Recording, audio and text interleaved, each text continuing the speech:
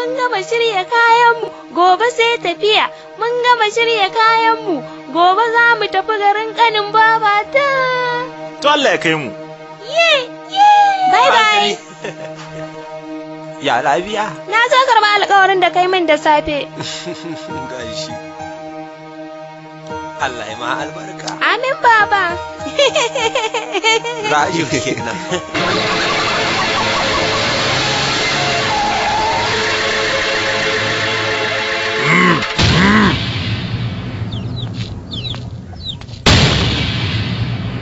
Raju, shigo mota.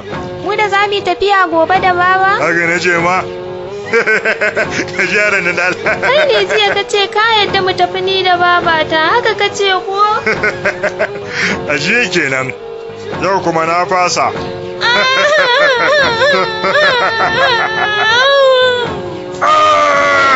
Kai, riko min.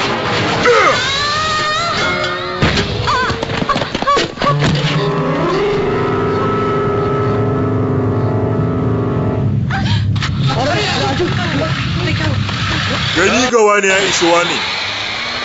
Kada wani a cikin ko da wasa ya tunanin zai kawo masa agaji. Kun ji na faɗa. Kuma wannan layi da nake ja da tayan motata, duk wanda ya ketara a bakin ransa. Inda mai ji da kansa sai ya zo ya gwada ketara wannan layi, wallahi ina tabbatar muku ya zama tarihi wallahi.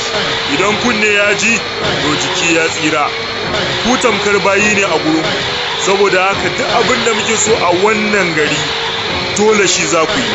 Daga ƙarshe duk wanda tashin balagansa ya hankaɗa shi ya tsallake wannan layi, to wallahi lallai zai san waye bantu.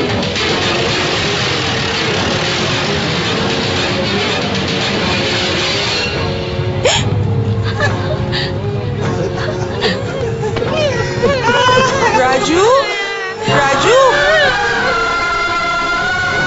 Ina ka shiga Raju? Wato ainihin ku subrubida mana subscribe sannan ku danna wannan wato ainihin ƙararrawa ta yadda za ku samu sanarwa ta musamman a duk lokacin da muka wato ainihin ɗora sabuwar ɗauka a wannan tashar YouTube ta ALGAITA Dub Studio TV. Wai kenan.